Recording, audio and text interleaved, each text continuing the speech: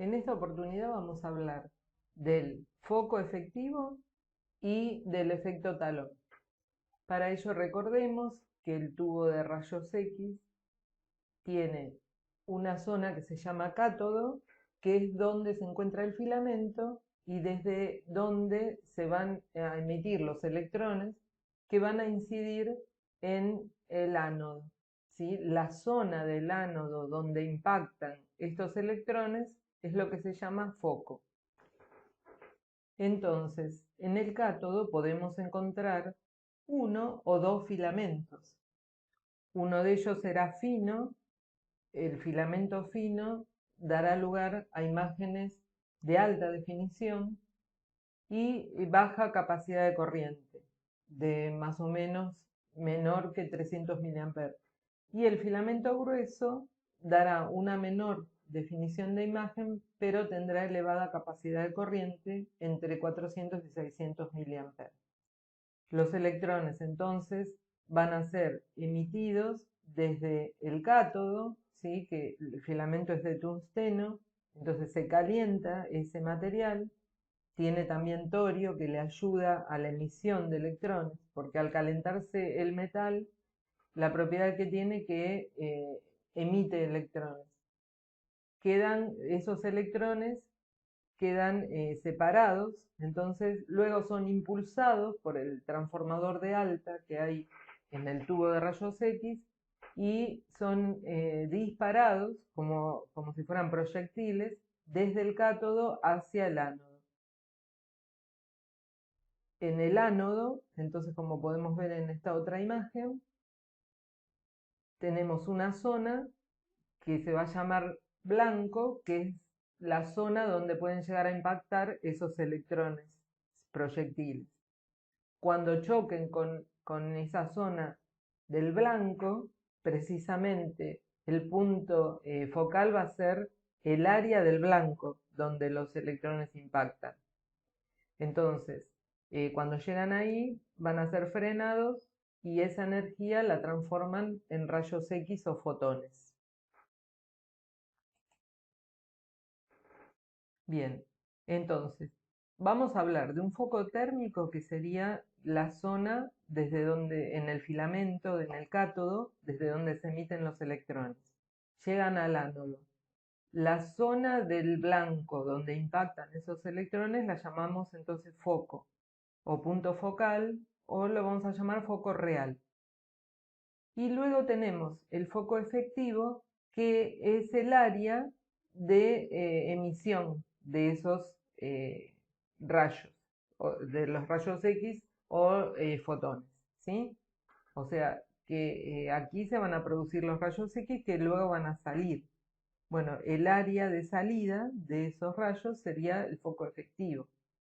En radiología se necesita que el foco en realidad sea lo más pequeño posible para tener una buena resolución geométrica de la imagen.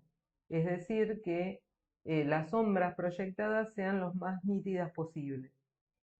Pero si el foco es pequeño, entonces, ¿qué pasa? Cuando impacten esos electrones, se va a liberar mucho calor, que ese es el problema que se presenta en el tubo de rayos X, por eso se dice que tiene poco rendimiento, muy poco rendimiento, porque el 99% de la energía que llevan esos electrones se convierte en calor y solo el 1% en rayos X. Entonces, para que ese calor pueda ser disipado correctamente, yo necesito un área de foco que no sea tan pequeña, que sea un poco más importante. Entonces, estaría bueno que el área del foco real sea mayor y el área del foco efectivo sea menor. ¿Y eso cómo se logra? Justamente inclinando con la inclinación del ánodo. A ver si lo entendemos un poco mejor. Esos electrones van a llegar a la zona del ánodo que dijimos que era el punto focal y van a impactar, como vemos acá está marcado como un rectángulo, esta sería el área donde esos electrones van a impactar. Podemos ver el ancho de ese área, ¿sí? Sería esta zona. Ahora, esos electrones al impactar van a producir los rayos. Los rayos van a salir hacia abajo y si nos fijamos, van a tener un área que va a ser menor al área que tenía ese foco real. O sea que con la inclinación del ánodo estamos logrando un foco efectivo que sea más pequeño en relación al foco real. Bien, veamos entonces. Del cátodo entonces salen disparados los electrones proyectil y llegan a la zona del ánodo donde tenemos el foco real. Podemos ver el área. Luego se forman en ese impacto, ¿sí?, de los electrones, la energía que liberan se transforma en rayos X o fotones que salen hacia la ventana, ¿no?, del tubo de rayos para llegar al paciente y luego ser capturados o no como imagen. Podemos ver que el área del foco efectivo es mucho menor que el área del foco real. Y esto es lo que queríamos lograr. Al ser el foco efectivo menor, entonces vamos a tener sombras que sean más nítidas, ¿sí?, en el receptor de imagen. También podemos ver en esta otra imagen, ¿sí?, que la inclinación va a depender del tamaño del foco efectivo, que también se llama foco aparente. Es decir, si tenemos un ángulo grande, habrá un foco efectivo grande y el haz de radiación será más disperso. Mientras que si se tiene un ángulo pequeño, dará como resultado un foco efectivo muy pequeño, lo cual hace que se concentre el haz de radiación en un área también pequeña. La inclinación del ánodo ya es un factor que está dado por el fabricante. En su mayoría de los casos, los tubos de rayos X vienen con un ángulo del ánodo que varía entre 15 grados a 20 grados. Entonces, al modificar este ángulo geométricamente, se observa que afecta directamente en el foco efectivo, debido a la radiación.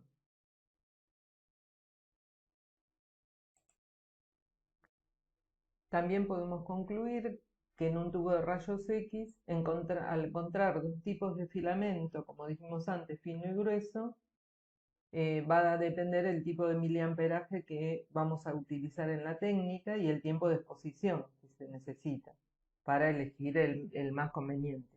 El tamaño de los filamentos afecta entonces también directamente al foco efectivo, siendo el filamento fino el causante de un foco real menor y un foco efectivo más pequeño, y bueno, por lo contrario con el filamento grueso.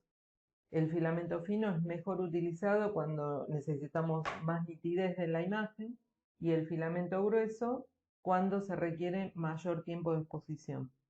El filamento fino generará mejor calidad de imagen, pero con mayor tiempo de exposición, mientras el filamento grueso, menor calidad de imagen y menor tiempo de exposición. Bien, los electrones proyectil impactan entonces en la zona del blanco que se llama punto focal, que se encuentra a cierta profundidad del blanco. Allí se van a producir los rayos X o fotones que, para salir y llegar a salir del tubo donde está la ventana del tubo de rayos X, tienen que recorrer cierta distancia en el interior del blanco. Como podemos ver del lado del ánodo, van a recorrer más distancia para salir. Por lo tanto, se tratará de una zona del haz de rayos X más filtrada y de menor intensidad, es decir, pierden intensidad al atravesar mayor distancia del material. Estamos viendo que la tasa de Kerma en el aire relativa del lado del ánodo, en este caso, es de 90. ¿Sí? Tiene menor energía cinética que la parte que está cerca del cátodo. ¿Por qué? Porque recorre menos distancia en el interior del material del ánodo. Entonces salen con más energía. Estamos viendo acá 110.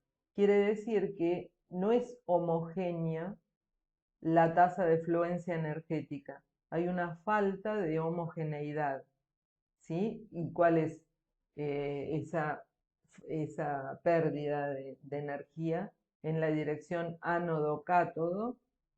Es un gradiente positivo en dicha dirección y sentido, es decir, aumenta la tasa de Kerma desde el ánodo hacia el cátodo.